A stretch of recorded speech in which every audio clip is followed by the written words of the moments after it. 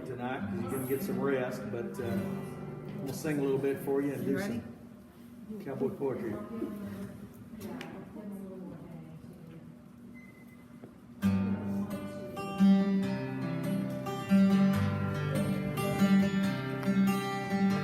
I love to see the glistening grass of a morning,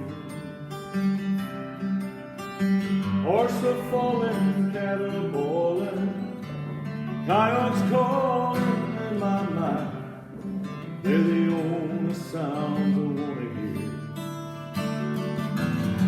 I've lived where the buildings grow tall, but I've lived where there ain't no town at all.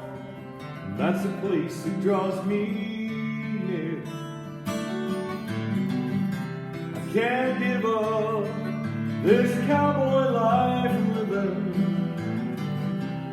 Heaven knows that I've tried. I can't give up this cowboy life I'm living. Heaven knows that I've tried.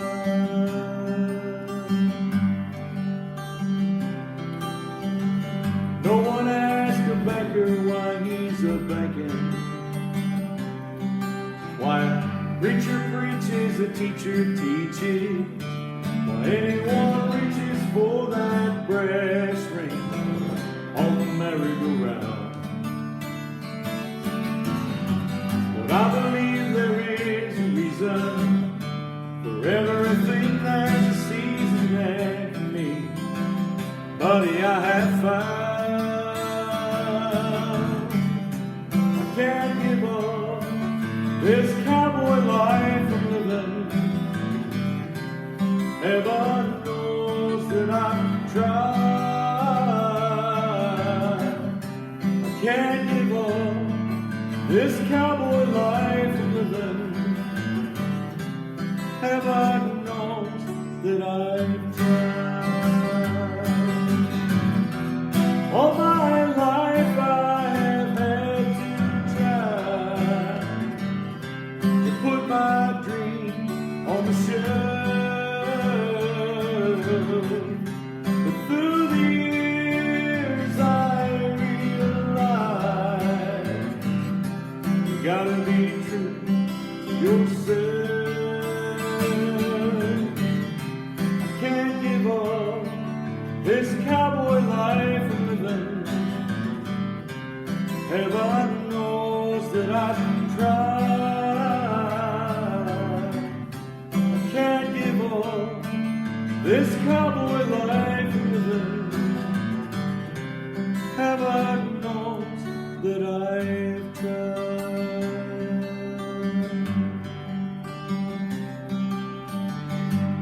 Heaven knows that I've tried. Heaven knows that I've tried.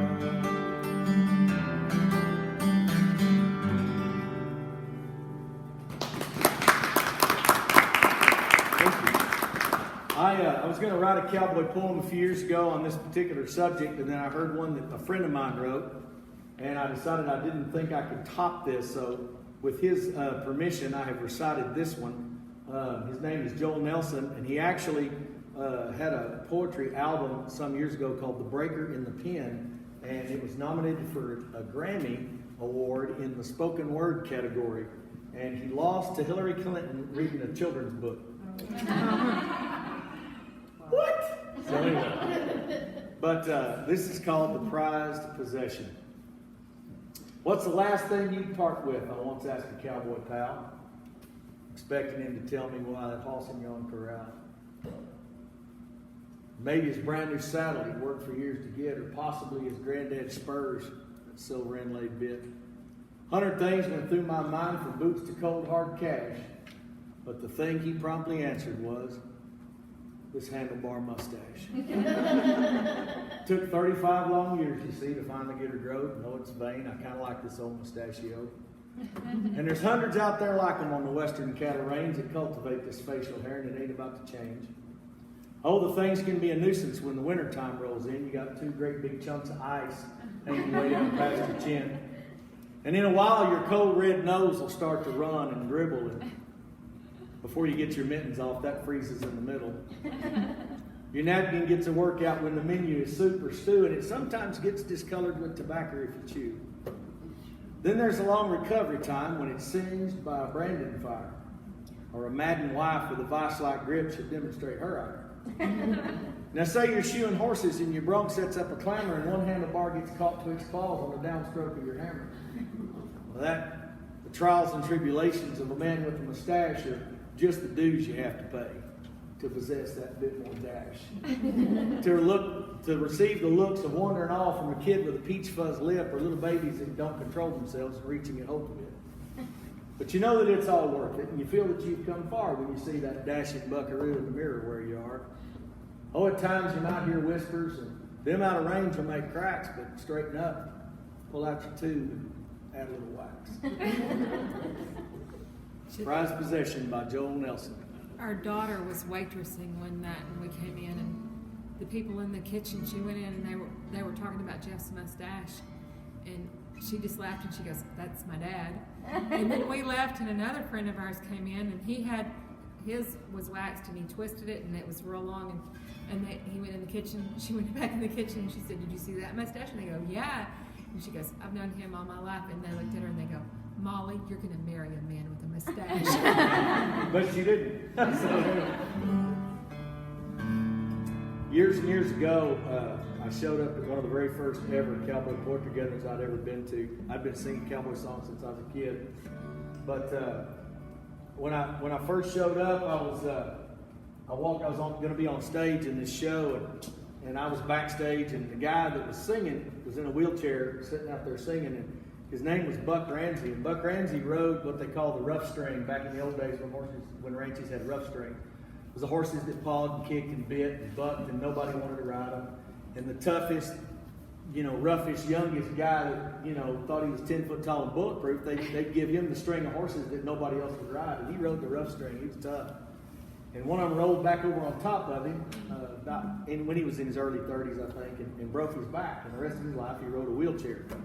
But he became an encyclopedia of Western verse, poetry, music, literature, and things like that. And he was an amazing mind. And he was real good to a bunch of younger guys like me at the time that just loved everything about cowboy and wanted to sing cowboy songs and learn cowboy poems and read cowboy stories. And he was singing this song, and I had heard it before, but I didn't know anything about it. And he was singing it. And so when he came off the stage, I was talking to him a little bit. I asked him, I said, "Will you teach me that song? I want to learn that song." And he said, "All right." So he said, "Sit down and get your guitar." So he taught me basically, it's a pretty basic song, but he taught me the song. And we sang through it a couple of times so I could remember the words. And then he said, "Okay, now here's the deal." And I said, "What's that?" And he said, "From now on, whoever gets on stage first gets to sing it." And so, because it's kind of like those cowboy deals, sometimes it's kind of like a table full of cowboys at the cafe. The first liar in that bunch has got no chance whatsoever because it's just one up in everybody. But so we used to kind of make that a joke. And if I was singing first, I'd sing, "This is for Buck Ramsey," and I'd sing it. And then he'd come out and he goes, "Jeff sang all my songs, so I got to figure out what I'm going to sing." But he was really good, guys. But he's passed on now. And so every time I sing this, I think of Buck Ramsey.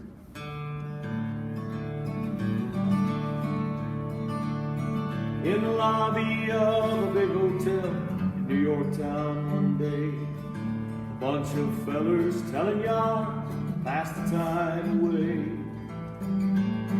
They talked of all the things they'd done and the different sights they'd seen. Some of them praised Chicago town and others New Orleans. In the corner in a big armchair was a man whose hair was gray. He sat and listened eagerly to what they had to say. When they asked him where he'd like to be, his dear old voice did ring. "I'd like to be in Texas for the roundup in the spring. 'Cause I can see the cattle grazing on the hills of early morn. I can see the campfire smoking at the breaking of dawn. I can hear the broncos neigh. I can hear the cowboys sing. Oh, I'd like to be in Texas for the roundup in the spring." Well, they all sat there and listened to every word he had to say. They knew the old man sitting there had once been young and gay. And when they asked him to tell a story about his life out on the plains, he quietly removed his hat and softly began.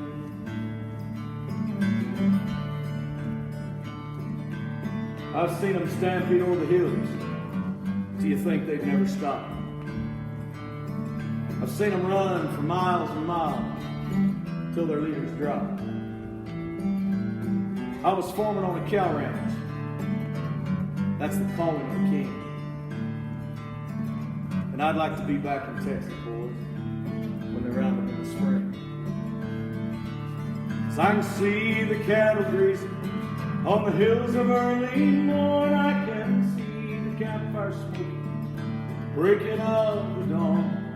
I can hear the coyotes yelling, and I can hear the cowboys sing. Oh, I'd like to be in Texas for the roundup in the spring. There's a place in sunny Texas where Molly Jennings sleeps. There's a grove of mossy live oaks her constant vigil keeps. And in my mind's a recollection of the long gone, bygone days where we rode the range together like two skipping kids at play. I hear her sweet voice call me in the watches of the night. I can hear her laughter fresh in the hues of early light. I was foreman on a cow ranch, that's the calling of a king. And I'd like to be in Texas for the roundup in the spring. 'Cause I can see the cattle grazing on the hills of early morn. I can see the campfire smoking at the breaking of the dawn.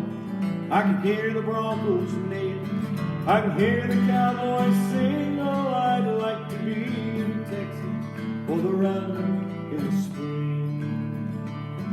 I was foreman on the cow ranch, that's the calling of a king. And I'd like to be in Texas for the roundup in the spring.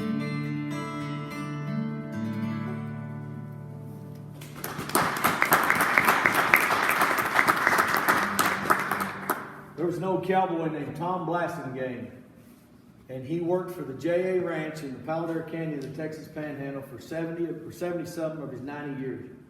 And he worked there out in the boonies, out on the bottom, down by the Colorado River that runs through that Palo Duro Canyon, in a little shack down on the bottom of that canyon. And for the longest time, he had coal oil lamps and wood-burning stove, no hot and cold running water. His wife lived in Claude, Texas, and Clarendon, Texas, at different times. They're little bitty towns. I mean, they're little bitty towns, but they were too big for him to live in town, so he lived out at the ranch. And he just went home every once in a while. But he lived in such rough surroundings and so primitive. He's the only one that would live down there in that part of the canyon.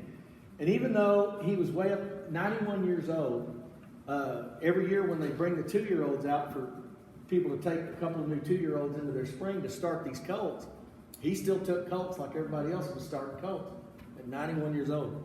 And the day after Christmas, when he was 91 years old, I think it was 1989, he went out early one morning. He was trotting a horse around. He had a little sandy spot down there by the river, and he'd trot those horses around in a circle out there on that sandy spot. He'd go check waters, and he'd come back to the cabin. And either on his way or on his way back, there's a little tree right there by the sandy spot. He got tired or he got to feeling bad or something, and he got off his horse and he laid down under that tree with his hat over his eyes and arms over his chest and fell asleep, and that's where he died, right there on that spot. 91 years old. And this was a 2-year-old bronc he was starting, but it was ground tied about 10 feet away from him, sitting there just eating grass, waiting on him. Never left him a foot. Stayed right there. And they found him later that day. But anyway, he when he died, they boarded up that old Campbell Creek camp house because nobody would live down there anymore. It was just kind of went to decay after that. So anyway, I wrote this song about him. It's called The Old Man.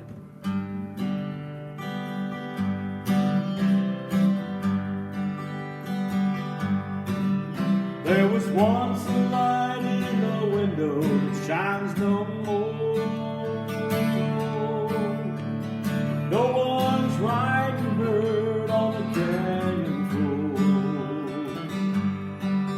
Where there once was a line camp, there's boards across the door, 'cause the old man ain't riding Broncos anymore. When old cowboys die, we shed a tear for a legacy that went through the years. Another chapter's closed. Now the cowboys know that the old man ain't riding Broncos anymore.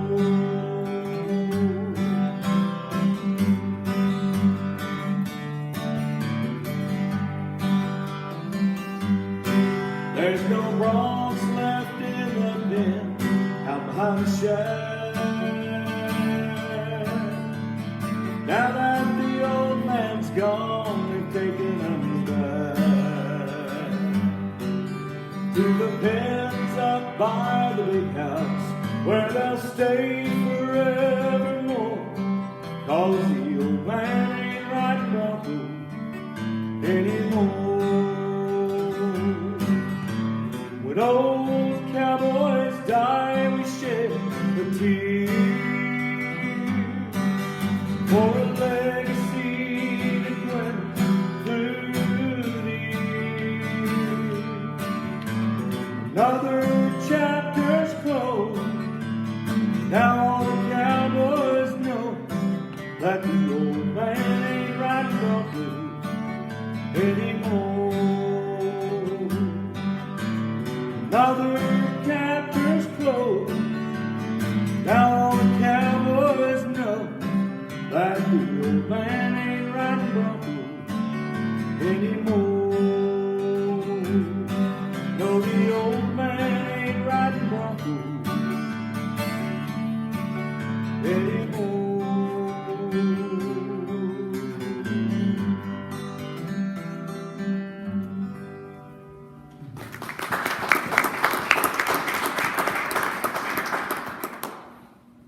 We spent a bunch of the summer up in Idaho, southern Idaho, and there's a portion of that country up there that's part of Idaho, part of Oregon, part of Northern California, and Nevada that's called the Great Basin.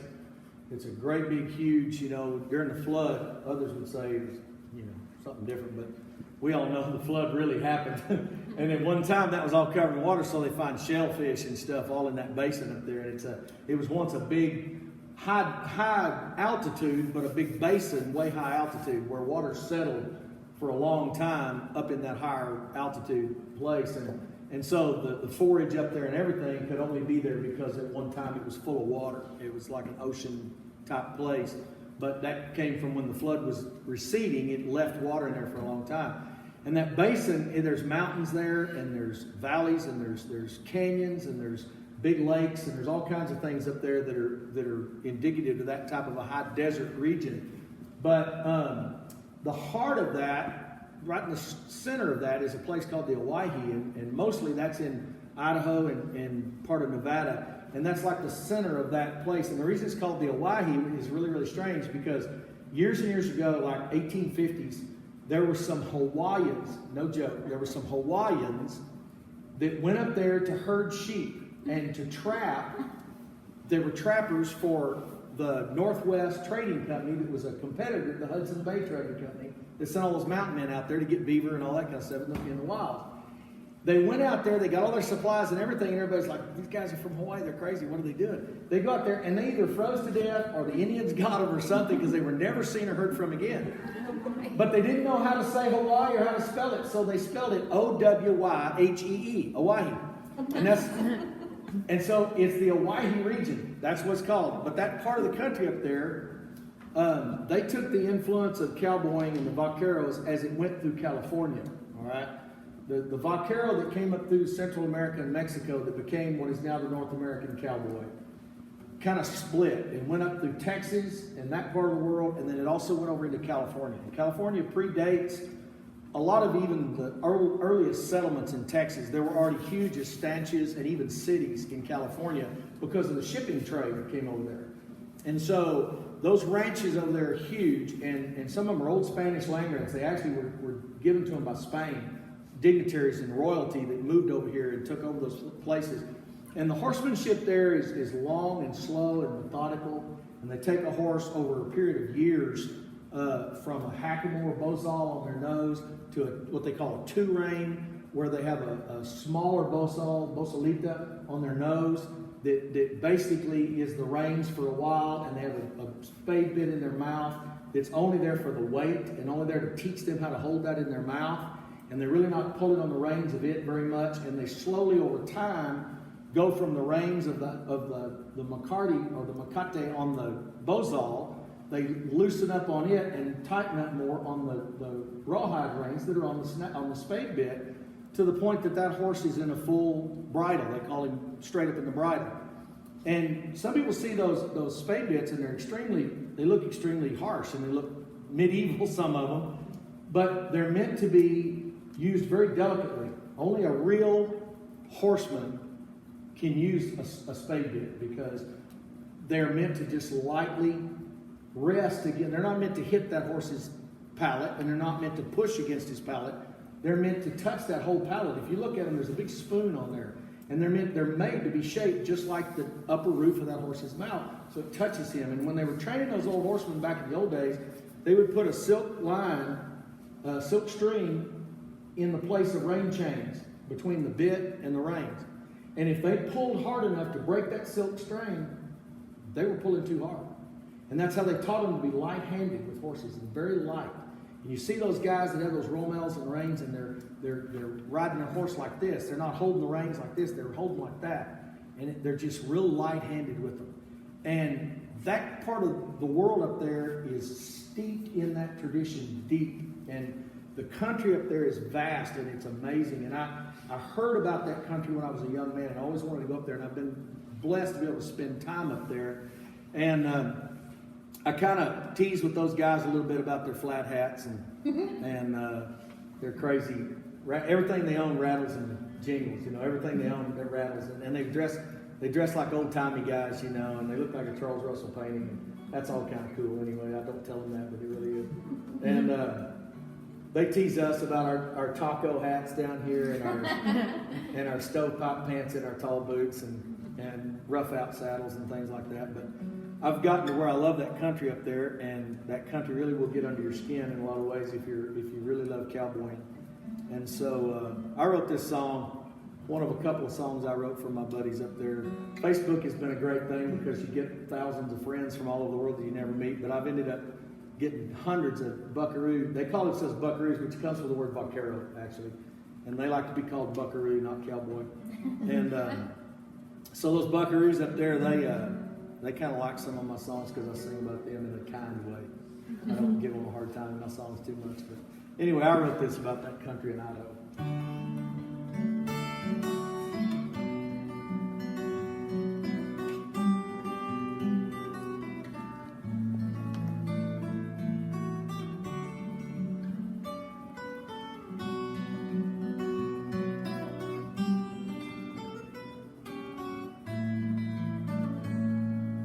Yesterday we rode out on the desert,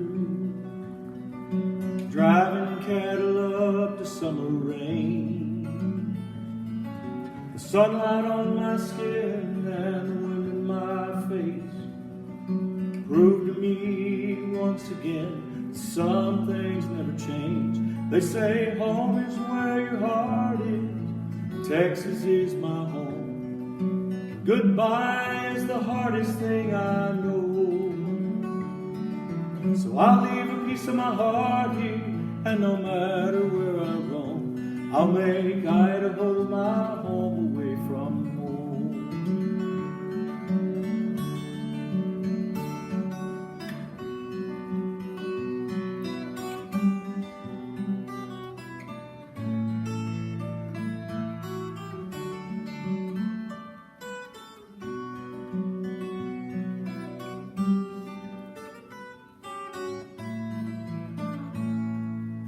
Tomorrow comes another time of leaving. You know how I hate to say goodbye. I can't stand to see the look in your eyes. So I'll be gone before the dawn, before you even rise. They say home is where your heart is, and Texas is my home. Goodbye is the hardest thing I know.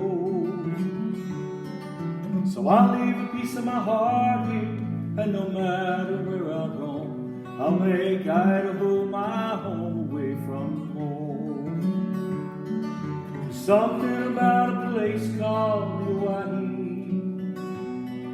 keeps me from feeling lonely, even when I'm all alone. 'Cause they say home is where your heart is, Texas is my home. Goodbye is the hardest thing I know. So I'll leave a piece of my heart here, and no matter where I roam, I'll make Idaho a home away from home. I'll leave a piece of my heart here, and no matter where I roam, I'll make Idaho a home away from home. I'll make Idaho my home away from home.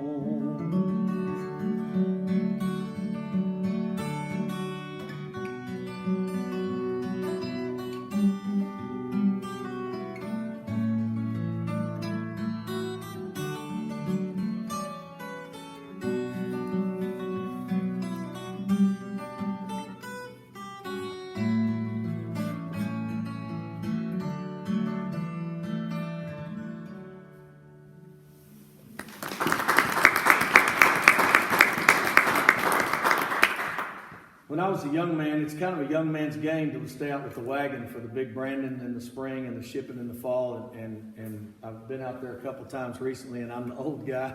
I used to be the kid, and now I'm the old guy. But when I was young, and just a few years ago, there's a ranch there in Texas, the Swenson Ranch. It's actually for sale. So if any of y'all have $49 million, I'd like to be your partner on that ranch. But the historic ranches in Texas are all of a sudden, most of them all for sale. They're just selling. And they sold the Wagners. The guy who's married to one of the Walmart heirs bought it and owns the Los Angeles Rams. I don't know where they are now. They've been in St. Louis and everywhere else over the years. I don't know where they are. Wherever the Rams are, now he owns them. And 4-6's ranch is for sale. The Swenson Ranch is for sale. I'm glad that their sale a couple of weeks ago did not go through, because it would have been a nightmare who was buying it. And they decided not to buy it, which was a good thing. I said, yes. So I'm still hoping a cowboy of some kind at heart buys it that has lots of money. But I got to go out with the wagon, and they don't take the wagon out very much anymore at any of those ranches. It used to be they would take the wagon out to do the branding because it was easier to get the cowboys out of bed than it was to get them out there in trucks from a long way from town in case they had a flat or something. It was just a lot more cost effective, and they keep their horses in a big remuda, sometimes 100 horses in a big remuda out in the trap. And you'd ride out early in the morning before dawn and bring the horses in a big remuda. And the old adage of jingling in the horses came from back in the old days. They would put an old mare in with the horses, and the old Western movies, the Black Stallion was in charge of the herd of horses. That's hooey. That's not even true. The stallions stay off to themselves, off in the woods somewhere. And the old mare is the one that runs that band of horses. She's in charge. And so they would get an old mare that was good and gentle, that was the top of the pecking order. And they would send her out with the remuda of horses with a bell wrapped around her neck.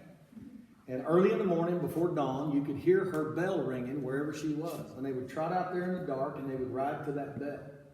And when they got out there to her, they would summon her in, and she would follow those two cowboys in. And they would trot in, and she would start trotting in with them to the wagon. And when the other horses heard that bell moving, they would follow that bell. And so that's where the term jingling in the horses came from. And even today, you go on those big old ranches, there's not any mares in those remudas. They don't ride mares. If they do, it's a guy that showed up on his own that day and he rides mares. Very few guys ride mares on those big ranches. They don't like them in there with a bunch of gelding. You might tell them what you mean when you say big ranches. I'm talking about they count the size of the ranch by sections, not acres. 640 acres in a section. And you're talking 20, 30, 50, 100 sections. And massive ranches. I mean, one of the ranches I'm talking about, they got a horse trap where they keep the remuda that's 5 sections. So 5 times 640, that's the trap where they keep the horses while we eat and stay at the wagon. And then you're gathering 20 sections. Me and another guy in Idaho that I ride with quite a bit, John Babb, good friend of mine, we a lot of times go gather a 15, 20 section pasture by ourselves, catching the remnants they left in the drive before what got away or whatever. Just a couple of us on 20 sections. So it's massive country. And the wagon, you come in and they put them in a rope corral. And sometimes it's just guys holding ropes between each other. They'll rope their horses out for the day and then they turn them out, the ones they're not riding. But anyway, I was honored at one time, several years ago, to spend quite a bit of time, spring and fall, on the Swenson Ranch at their wagon. I've been on some other ranches at the wagon, but I wrote this for those guys. Those guys got to be good friends of mine. And I hope that whoever buys it leaves it alone and lets them run it and just lets them keep having a ranch. But the day will come when there are no wagons and there are nobody else taking wagons out. But I will still be able to tell my grandkids that I went out with the wagon. And in a cowboy world, that's a big deal.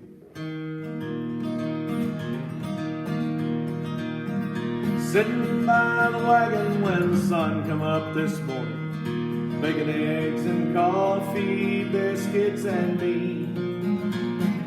Cookie strikes the bell and he rings the world a warning. How them boys put food away beats all I've ever seen. Soon you'll hear the sound of 2 men jingling in the horses. We'll gather round a rope corral and listen for our name. Saddle up and ride out in single file together.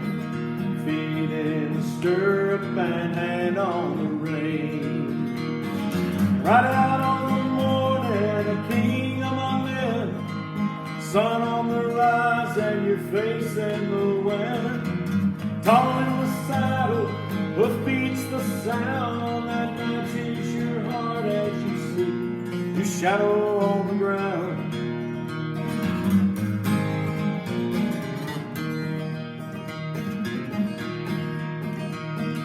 When the drive is over, we'll gather at the wagon. We'll eat a fried steak dinner with more biscuits and beans. Then in the evening, we'll sit around the bracket about the things we've done and the places we've seen. Lying in my bedroll at night beneath the heavens, see the moon a-shining and the stars as they gleam. Night horses neighing and when cattle are born, slip off to sleep and all night in my dreams. Ride out on the morning, a king among men. Sun on the rise and your face in the wind. Tall in the saddle, hoof beats the sound that matches your heart as you see your shadow on the ground.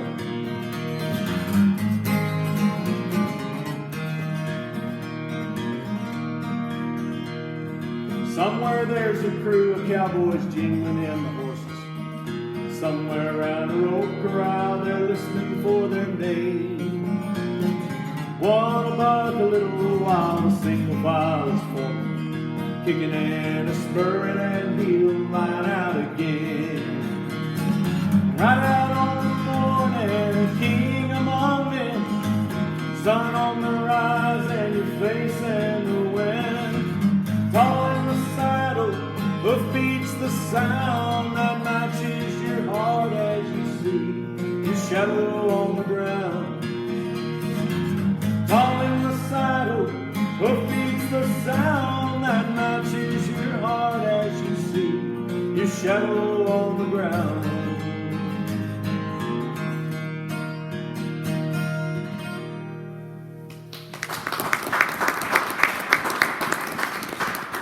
Also, what I was going to say was, not only do they not use mares anymore, but the bell is gone too. They really don't put a bell on a horse very much anymore.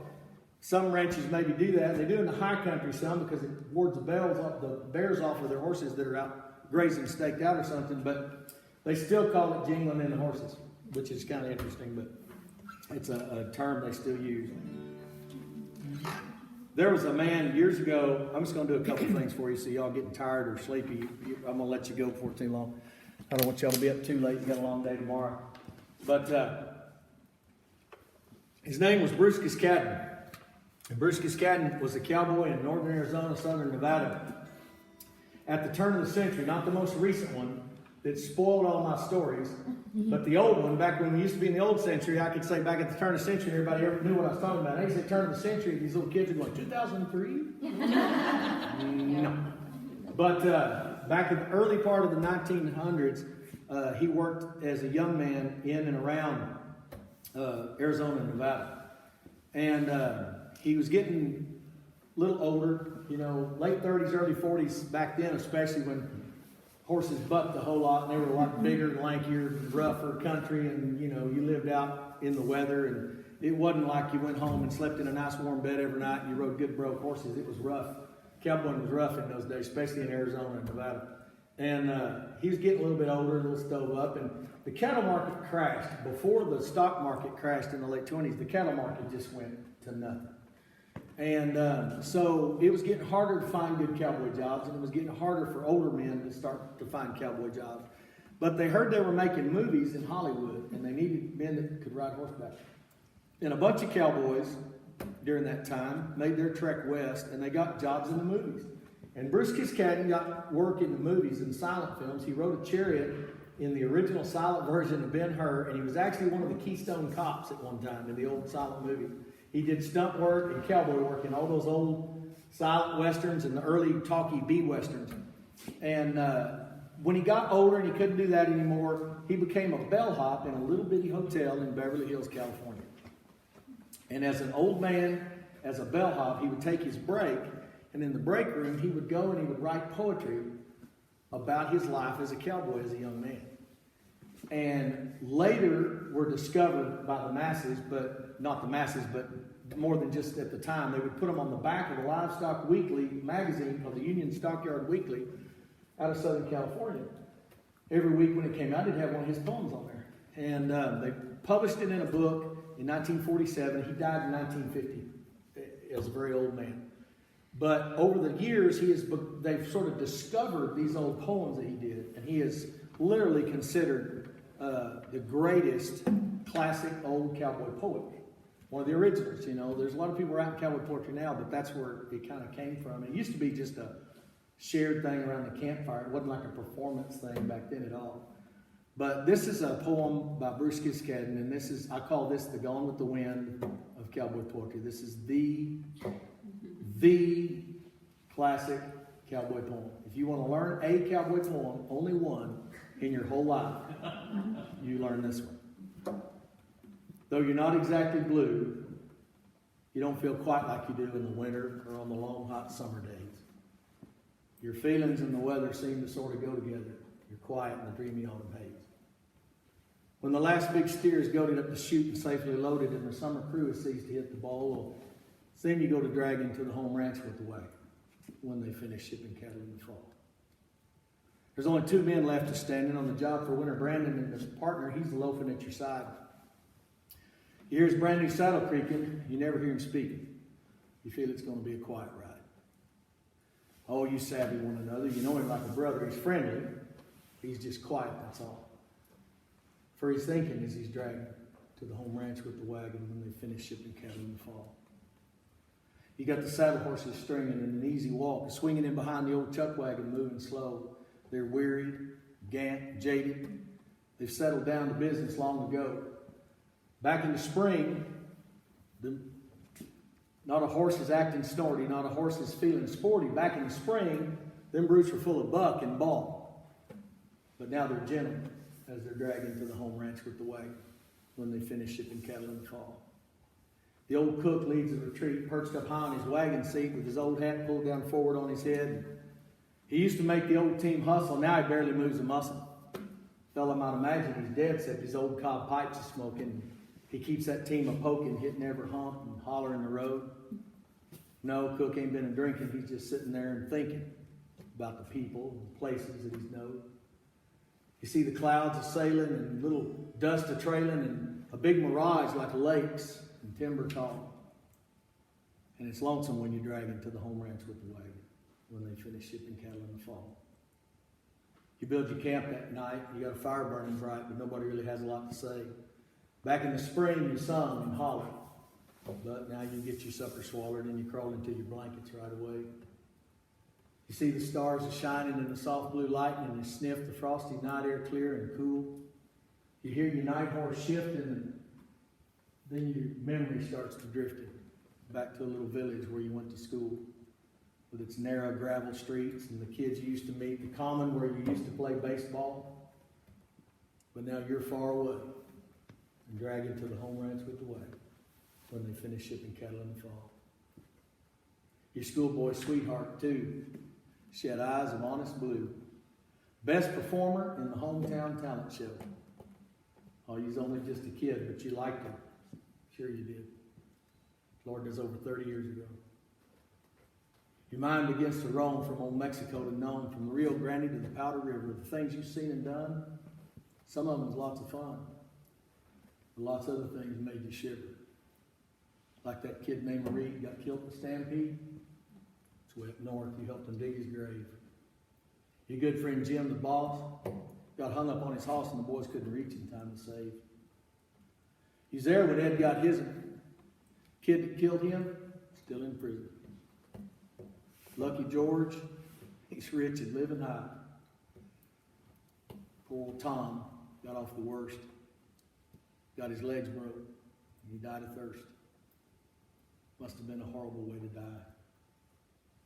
Winters at the ranches, springtime country dances, people there were sociable and gay. You used to lead them down the middle, just prancing to the fiddle. Never thought of going home till the break of day. No, there ain't much chance of sleeping when them memories come to creeping. Sometimes you think you hear the voices call. And a fellow starts to drag him to the home ranch with the wagon when they finish shipping cattle in the fall.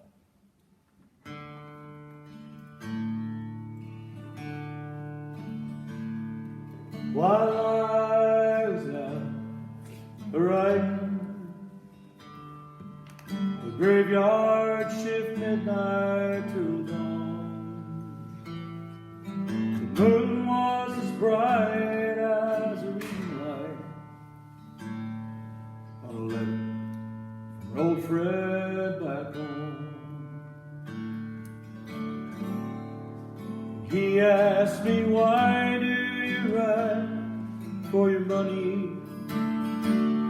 Tell me, why do you roll short pay? You ain't getting nowhere, and you lose and you share.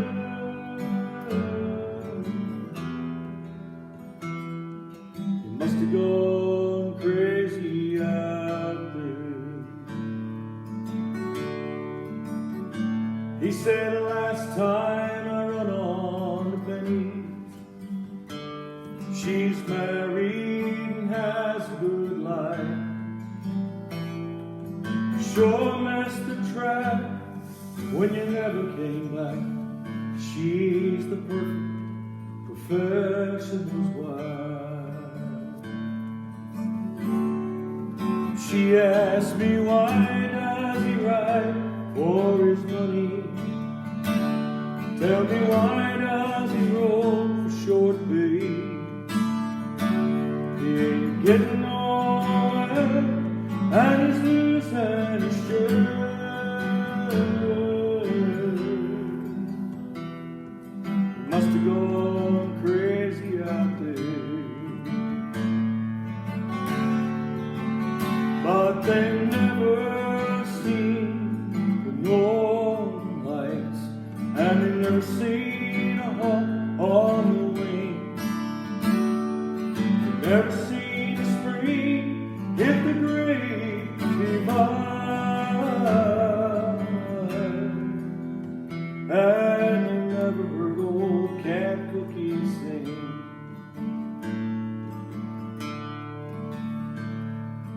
read up the last of my letter. I tore off the stamp for Black Jim. Billy rode up to relieve me. He just looked at my letter and grinned.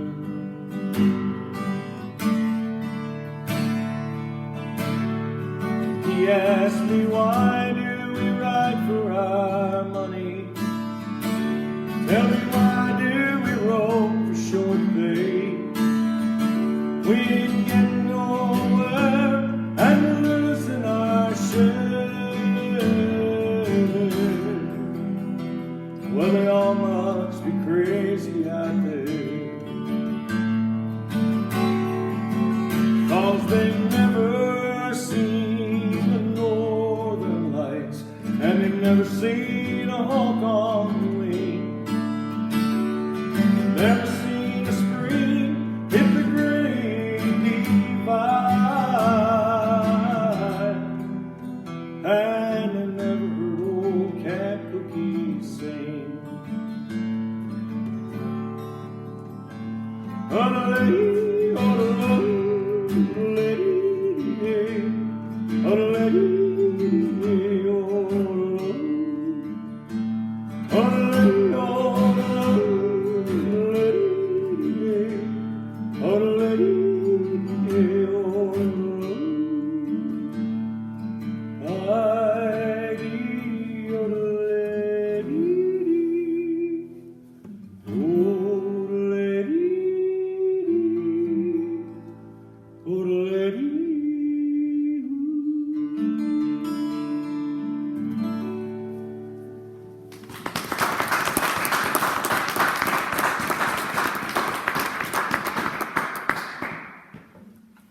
Well, it's probably been a long day for some of y'all driving and then riding tonight. It'll be a long day tomorrow. But I want to leave you with one thing tonight before you go. Jesus said in Matthew 11:28, "Come to me all who are weary and heavy laden, or who are tired and run down and burdened, and I'll give you rest." Sometimes we need physical rest, but sometimes we need spiritual rest. We just need time away. Some of y'all, I heard you say, I just needed a little time away. I just need a minute. I'm reminded of a scene in the movie The American Sniper. And what's his name? I just lost his name in my mind. Chris Kyle came back, and he actually had been home a couple of days, but he had not gone home to his wife and kids yet. And when she found that out, she just couldn't believe that he got home from being overseas, but he didn't come home. He hung away from home for a while. And choking down the tears and the anguish in him, he said, I just needed a minute. He needed a minute before he went to them to decompress from what he had seen and what he had been involved in. Sometimes life gets that way, doesn't it? We just need a minute, you know. Just give me a minute, you know. Let me just, for a second. I hope this weekend is a minute for you. I hope this weekend you get to take a minute. Because Jesus said, take upon yourself my yoke and my burden. Because my yoke is easy and my burden is light. Jesus wants to trade out with you. He wants to take all of the stuff, all of the baggage, and all of the stuff that weighs you down. He wants to take it away from you and let you just surrender it to him and let him have it. That's rest. And you take what's going on in your life for the rest in Jesus Christ, that's a good trade. That is always a good trade.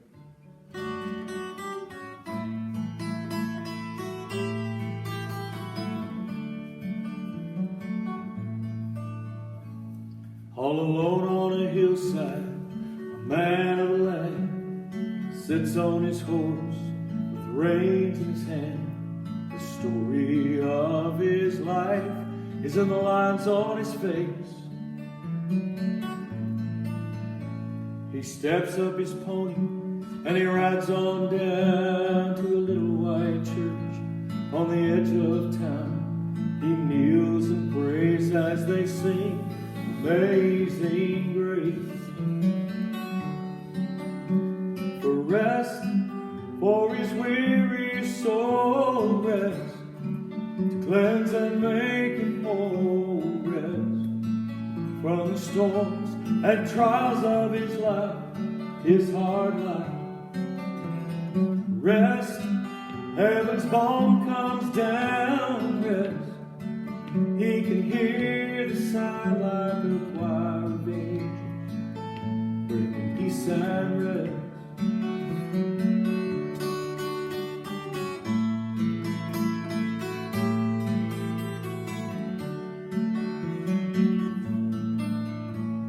She's held him all night, he's her little man, stroking his cheek and holding his hand. His fever's breaking just at breaking of day. While the sun's coming up, she puts her baby down. Her soft voice is the only sound her husband hears as she kneels and quietly prays. For rest, for her weary soul rest, make her baby whole. Rest from the storms and trials of her life and his little life. Rest, heaven's balm comes down. Rest, she can hear the sound like a band of angels, bringing peace and rest.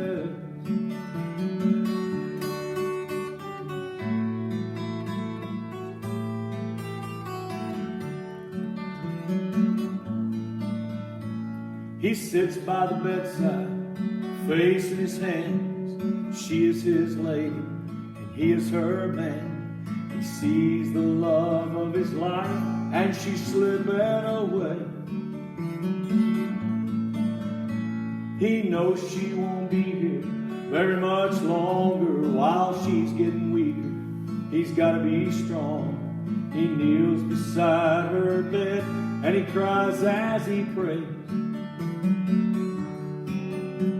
For rest, for her weary soul rest, to cleanse and make her whole. Rest from the storms and trials of her life, her long life.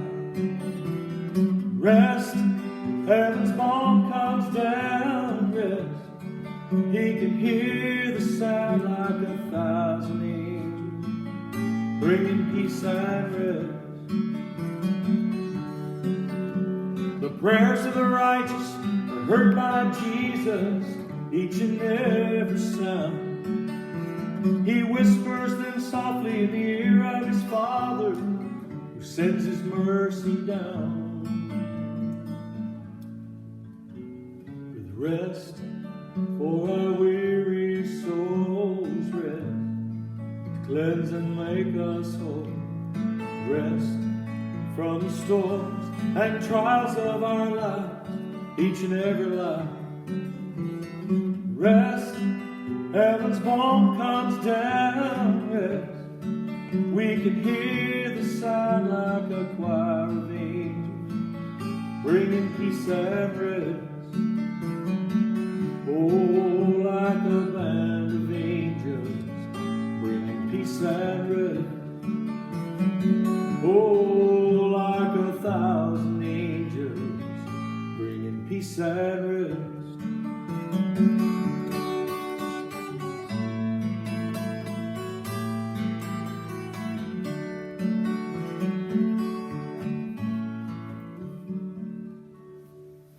Thank y'all very much. Appreciate it. Appreciate y'all being here tonight. Let's do it.